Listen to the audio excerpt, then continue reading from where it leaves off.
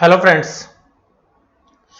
कल मैंने आपके साथ आईडीएफसी फर्स्ट बैंक के प्रेफरेंशियल अलॉटमेंट से संबंधित एक वीडियो जो है आपके साथ अपलोड की थी।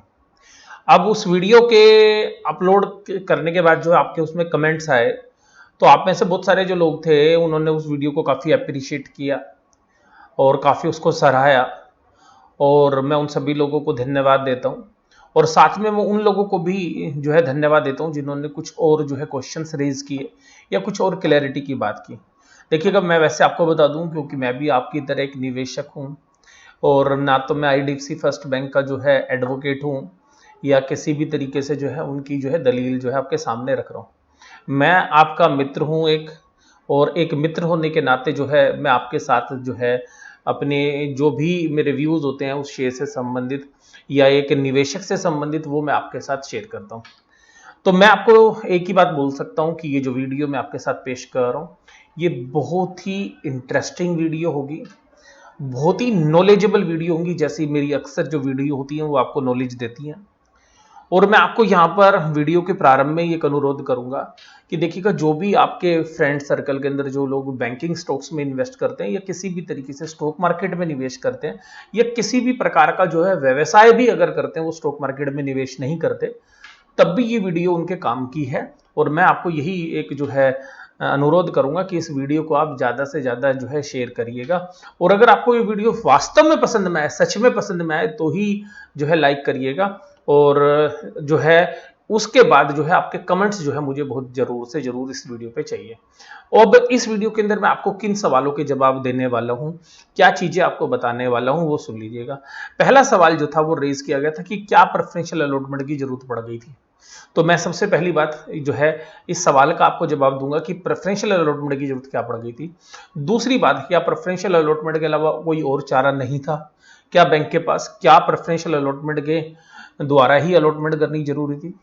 और तीसरा सवाल कि प्रेफरेंशियल अलॉटमेंट में जो शेयर प्राइस रखा गया है 23 रुपए के आसपास, क्या वो जस्टिफाई है या नहीं है। इन सभी सवालों के जवाब जो है मैं आपको दूंगा। इसके अलावा अगर ये नहीं करते तो क्या शेयर प्राइस पर कुछ इंपैक्ट पड़ने वाला था।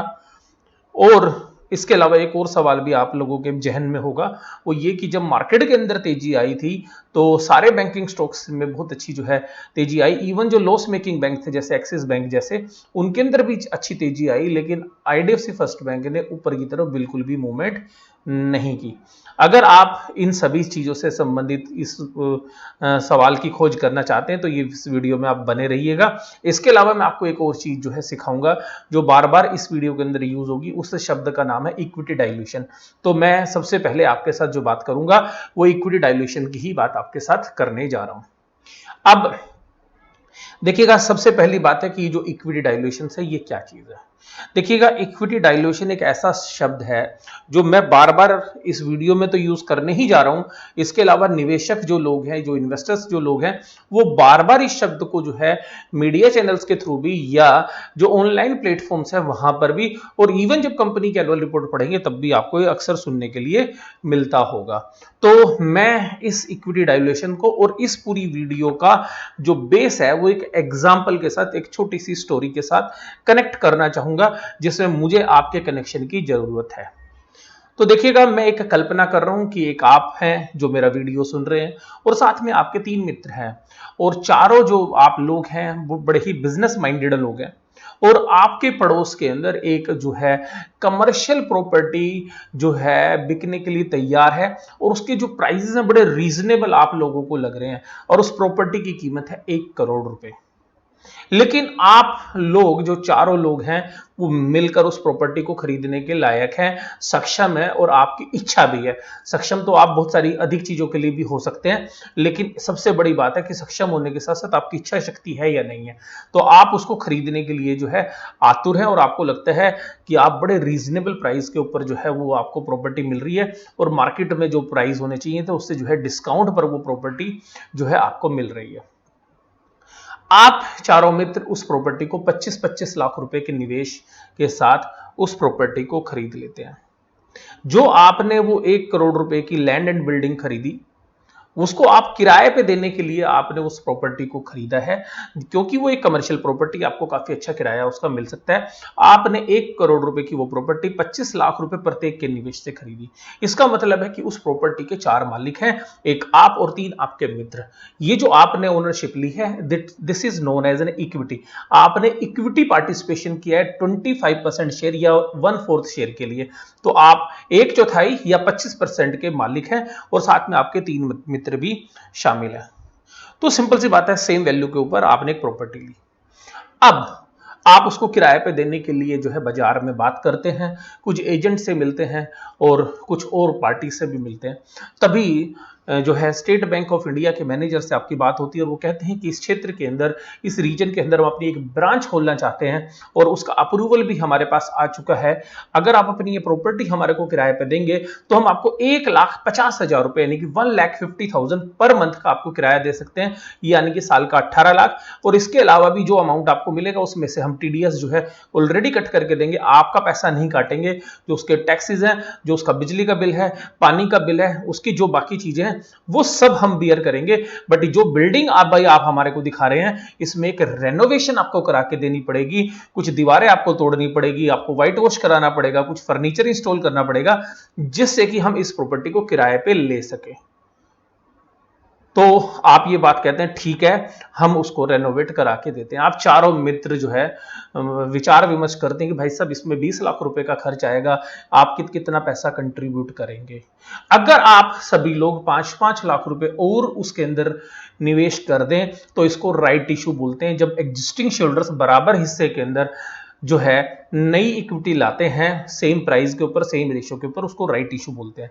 तो आप उसमें राइट डाल सकते हैं उस बिजनेस को बढ़ाने के लिए, जिससे कि आपको किराया मिल जाए, क्योंकि आपको बहुत बेहतरीन 18 लाख रुपए साल का और महीने का 1,50,000 रुपए फ्री कैश इनफ्लो आपको मिलने के लिए तैयार है। लेकिन उसी समय पर आपके मित्रगण बताते हैं कि देखिएगा जी, मैं अभी फर्दर इन्वेस्टमेंट नहीं कर सकता हूं, मेरी और ऑब्लिगेशंस हैं। बाकी सारे मित्र जो है असमर्थता जाहिर करते हैं, और आप भी कहते हैं पैसा तो मेरे पास भी नहीं है। तो अब आपकी 1 करोड़ रुपए की जो निवेश है वो किसी काम का नहीं है अगर आप 20 लाख रुपए और निवेश ना करें तो। उसी समय पर आपको ख्याल आता है मेरा यानी कि रविंद्र वत्स का, और आप चारों मित्र मेरे पास आते हैं और कहते हैं कि रविंद्र जी देखिएगा, हमें 20 लाख रुपए की जरूरत है, आपको ये प्रोजेक्ट दे रहे हैं और इसमें हम आपको 12% जो है पर एनम का इंटरेस्ट पे करने के लिए तैयार है, और हमें 20 लाख रुपए की जरूरत है। मैं आपकी बात को बड़े गौर से सुनता हूं और मैं जो है एक सिंपल सा जवाब देता हूं कि देखिएगा, मैं रविंद्र वत्स केवल इक्विटी में निवेश करता हूं, पीपीएफ के अंदर यानी कि पब्लिक प्रोविडेंट फंड के अंदर निवेश करता हूं, या अच्छे बैंक की यानी कि बेहतरीन जो बैंक है उनकी एफडी के अंदर निवेश करता हूं। मैं किसी भी डेट फंड को नहीं खरीदता, किसी म्यूचुअल फंड वाले को डेट फंड में पैसा नहीं लगाता, वो मेरा पैसा पता नहीं कहां लगाएगा। मैं खुद नॉन कन्वर्टेबल डिवेंचर्स किसी कंपनी के नहीं खरीदता, मैं किसी लिक्विड फंड को नहीं खरीदता, मैं किसी बैलेंस फंड को नहीं खरीदता। अगर मैं डेट में भी इन्वेस्टमेंट करनी हो तो मैंने आपको बता दिया पीपीएफ या एफडी में करता हूं, वो भी बेहतरीन बैंक्स की। और इसके अलावा मुझे अगर म्यूचुअल फंड में निवेश करना होता है तो मैं प्योरली इक्विटी फंड के अंदर ही निवेश करता हूं। तो मुझे ये जो आपका जो सुझाव है, ये जो आप मुझे क्या बता रहे हैं 12% इंटरेस्ट का, ये मुझे उचित नहीं लगता है। लेकिन मैं आपकी हेल्प करने के लिए अभी भी तैयार हूं। तो मैं आपको 2 विजिटिंग कार्ड देता हूं। मेरे 2 मित्र हैं, एक है मिस्टर सीए अजय गुप्ता जी, दूसरे हैं मेरे सीए प्रवीण जैन मित्र हैं। दोनों फाइनेंस का काम करते हैं, लोगों को पैसा उधार देते हैं। तो मैं उन दोनों का जो कार्ड है, विजिटिंग कार्ड आपको देता हूं, और मैं फोन भी कर दूंगा इनको कि आपकी जो है जिस तरीके से भी हेल्प हो सके। अब आप जब मेरे पास एक दिन के बाद दोबारा लौट के वापस आते हैं और आप कहते हैं कि सर वो फाइनेंस देने के लिए तैयार है, लेकिन हमारी समस्या अभी भी बनी हुई है। तो मैं कहता हूं क्या दिक्कत है, आप बताइए मुझे। तो आप कहते हैं कि जी आपके जो एक मित्र हैं वो ये कह रहे हैं कि जो रेट ऑफ इंटरेस्ट होगा वो 20% पर एनम होगा, और हमारे को प्रॉपर्टी की सिक्योरिटी की जरूरत नहीं पड़ेगी, क्योंकि वो कह रहे हैं कि हम आपको 20% पर एनम का इंटरेस्ट आप हमें दे दीजिए, और हमें जो है आपकी प्रॉपर्टी को मॉर्गेज या सिक्योरिटी की जरूरत नहीं है। तो मैंने कहा फिर क्या प्रॉब्लम है। बोलता जी देखिएगा, मार्केट का जो रेट ऑफ इंटरेस्ट है वो 12% है, और देखिएगा इस तरीके के लोन्स के लिए, और वो 20% लगा रहे हैं। मैंने कहा देखिएगा इसमें मैं आपकी क्या हेल्प करूं, 1-2% कम करा सकता हूं। वो बोलते जी 1-2% से तो बात नहीं बनेगी। तो फिर आप मेरे से कहते, मैंने कहा फिर जो दूसरे मित्र हैं उन्होंने क्या कहा, तो कहते जी दूसरे मित्र ने एक बहुत बढ़िया सा प्रपोजल दिया, वो 12% का इंटरेस्ट मांग रहे हैं, लेकिन कह रहे कि प्रॉपर्टी को मोर्गेज करना पड़ेगा। किसको मोर्गेज करना पड़ेगा? प्रॉपर्टी को मोर्गेज, गिरवी, प्लेस्ड, हाइपोथिकेशन, ये समझ लीजिएगा कुछ टर्म्स हैं जो यूज होती है, बट जनरली मोर्गेज होती है। तो मोर्गेज करनी पड़ेगी प्रॉपर्टी, और उसके पेपर जो है रजिस्ट्रार ऑफिस के अंदर जाके हमें जो है उनका नाम भी चढ़वाना पड़ेगा मोर्गेज के अंदर, और फिर वो जो है बंधक रखने के बाद जो है मोर्गेज करने के बाद हमारे को 20 लाख का लोन देने के लिए तैयार है, और उनका जो रेट ऑफ इंटरेस्ट है वो 14% है। मैंने कहा जी ठीक है, चलिए जी मैं वो बात करके 12% करा दूंगा। तो कहते जी वो भी बात ठीक है, लेकिन हमने तो भी नई नई प्रॉपर्टी ली है, हम उसको मोर्गेज नहीं करना चाहते। बाई चांस एसबीआई जो है प्रॉपर्टी लेने किराए पे ना आए या थोड़े समय के बाद खाली कर दे तो हम तो संकट में फंस जाएंगे। तो मैंने कहा बात तो आपकी जायज है, तो फिर क्या करें? वो बोलते जी कुछ ऐसा इंतजाम कराओ कि जहां पर एक परमानेंट फिक्स्ड कॉस्ट ना हो, यानी कि ब्याज ना जाता हो। तो मैं उनको एक चॉइस देता हूं और आप लोग उस चॉइस को सुनिएगा ध्यान से। तो मैं आपको एक चॉइस देता हूं और वो चॉइस ये है कि 20 लाख रुपए लगाने के लिए मैं तैयार हूं आपके बिजनेस में। आप मुझे जो है अपना इक्वल पार्टनर बना लीजिए। भाई आपने 1 करोड़ रुपए खर्च कर रखा है, 20 लाख आप मेरे से ले लीजिएगा। बीइंग ए सीए मैंने आपको एक प्रपोजल दिया, आप चारों लोग डिसाइड करके आते हैं कि अरे यार हमने तो 25 लाख रुपए देके ये पूरा ओनरशिप ली है हम वो, और ये रविंद्र जी कह रहे हैं 20 लाख रुपए ले लो, रेनोवेशन हो जाएगा, किराया आना शुरू हो जाएगा। तो आप विचार करते हैं कि यार ये बंद रखने से तो बढ़िया क्या है, 20 लाख ही ले लो, थोड़ा नुकसान तो होगा हमें, लेकिन कोई नहीं, जब किराया आएगा तो कंपनसेट हो जाएगा आने वाले पीरियड के अंदर, पर हमें सस्ती चीज देनी पड़ रही है इनको। तो आप मुझे 20 लाख रुपए लेते हो और 25% का मुझे, सॉरी 20% का मालिक बनाते हो, और आपकी ओनरशिप 25% से घट के 20% हो जाती है। तब हम उसमें 5 मालिक हैं, एक आप, 3 आपके मित्र और एक मैं। अब देखिएगा इस एग्जाम्पल के अंदर ध्यान से समझिएगा, मैं इस एग्जाम्पल को आपको समझा रहा हूं, इस एग्जाम्पल को ध्यान से समझिएगा। अब देखिएगा मैंने दिए 25 लाख रुपए, सॉरी 20 लाख रुपए, और आपने दिए 25 लाख। तो आप सब लोगों ने 25 लाख दिए, मैंने 20 लाख। ओनरशिप मेरे पास भी 20% है, आपके पास भी 20%, आपकी 25% से घट के 20% हो गई। तो आपका मालिकाना हक घट गया, पहली बात। तो दूसरी बात, जो बात करते हैं बिजनेस की वैल्यू क्या थी, वो प्रॉपर्टी 1 करोड़ की थी, 20 लाख का रेनोवेशन होने के बाद 1 करोड़ 20 लाख की हो गई, और उसके अगर 5 हिस्से करेंगे तो 24 लाख का एक हिस्सा हो गया, 24 लाख का। मैंने दिया 20 लाख और मिल गई मुझे 24 लाख की चीज, और आपने दिए 25 लाख और आपकी चीज घटकर हो गई 24 लाख। ये जो 25 लाख से 24 लाख हुआ, ये आपका इक्विटी डाइल्यूशन है। इक्विटी डाइल्यूशन का मतलब क्या है? एक तो जब आपको डिविडेंड मिलेगा, जब कंपनी डिविडेंड देगी तो आप 25% के ओनर नहीं है, यानी कि जब रेंट बटेगा तो आप 25% के ओनर नहीं है, आप 20% के ओनर है। और दूसरी बात है, जब प्रॉपर्टी बिकेगी, अगर मान लो हम प्रॉपर्टी को बेचने लगे कुछ समय के बाद, तो आपको 20% पैसा मिलेगा उस प्रॉपर्टी में। इसको बोलते हैं इक्विटी डाइल्यूशन। समझ में आ गई बात या नहीं आई? इसीलिए इक्विटी डाइल्यूशन ना हो, इसीलिए राइट इशू दिया जाता है। आप ही सभी लोग मिलकर पैसा लगा लेते हैं, इक्विटी डाइल्यूशन नहीं होता। तो जब आप प्रेफरेंशियल अलॉटमेंट करते हैं तो ये चांसेस होते हैं कि कुछ माइनर से माइनर इक्विटी डाइल्यूशन हो जाए, इतना बड़ा इक्विटी डाइल्यूशन ना हो, पर इक्विटी डाइल्यूशन की जो रिस्क है वो हमेशा रहता है। तो आपको मैंने बताया राइट इशू क्या है, और ये जो आपने मेरे को अलॉटमेंट की, इस अलॉटमेंट को बोलते हैं प्रेफरेंशियल अलॉटमेंट। आपने मेरे को प्रेफरेंस दिया और मेरे से पैसे लेके रेनोवेशन करा लिया। अब मुझे उम्मीद है कि आपके पास जो ऑप्शंस थी वो समझ में आ गई। एक राइट इशू की ऑप्शंस थी, दूसरी आपके प्रेफरेंशियल अलॉटमेंट की थी, तीसरा और लोन ले सकते थे। ये तीनों ऑप्शंस जो है आईडीएफसी फर्स्ट बैंक के पास भी थी। क्या थी पहली ऑप्शन? कि हम एग्जिस्टिंग शेयरहोल्डर्स को और शेयर दे देते, राइट बेसिस पे, इक्विटी डाइल्यूट नहीं होती।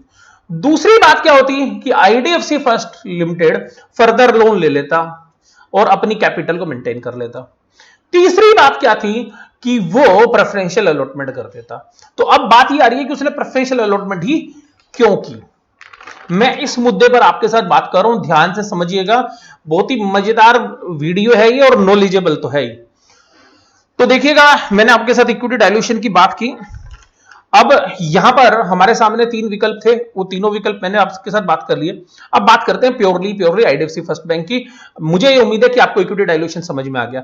अगर आपको इक्विटी डाइल्यूशन समझ में नहीं आया तो वीडियो को पीछे से देखना शुरू करिए दोबारा से, और 2-3 बार देखिए, जब आपको आगे की वीडियो समझ में आएगी।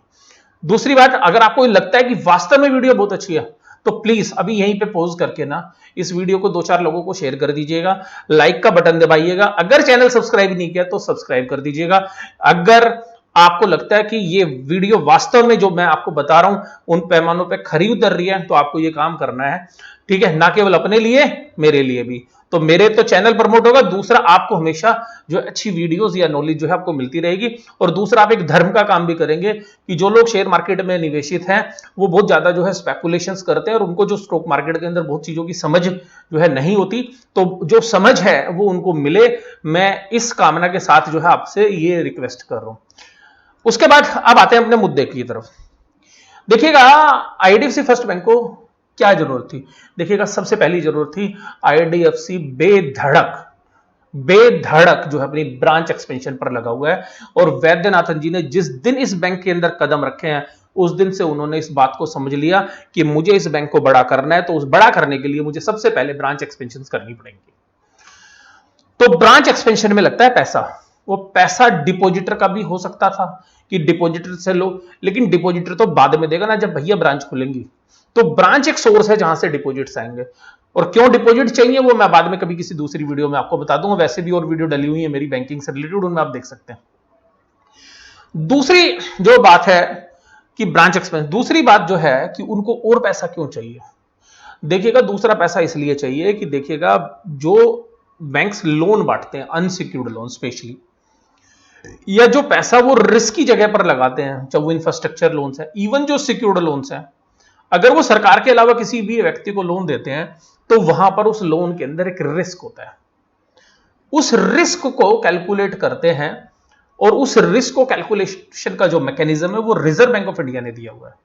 तो उस रिस्क के सामने आपकी कम से कम 10% कैपिटल होनी चाहिए इक्विटी वाली, यानी कि 10% पैसा बैंक के मालिकों का लगा होना चाहिए, जिसमें हम भी शामिल हैं, यानी कि हम शेयर होल्डर भी शामिल हैं। तो वो कम से कम पैसा लगा होना चाहिए, जिसको बोलते हैं टीयर 1 कैपिटल। मान लीजिएगा अगर एक बैंक का जो रिस्क है, जो उसने लोन बांट रखे वो 1 लाख रुपए के हैं, तो आपको 10% पैसा यानी कि 10,000 रुपए बैंक के मालिकों का लगा होना चाहिए, डिपोजिटर्स का नहीं लगा होना चाहिए, क्योंकि जो पैसा हमने डिपोजिट में लिया वही बांटा हुआ है हमने वहां पे। अगर वो आपको ग्रोथ करनी है, अगर मान लीजिए आप अपनी लोन बुक को 1 लाख से बढ़ाकर 2 लाख करना चाहते हैं, या मान लो एक साल के अंदर आप 1 लाख से 1,30,000 करना चाहते हैं, तो वो जो एक्स्ट्रा 30,000 होगा उसके लिए भी तो आपको इक्विटी चाहिए ना। अभी तो थी आपके पास इक्विटी, लेकिन एक्सपेंशन करने के लिए भी तो आपको नई कैपिटल चाहिए।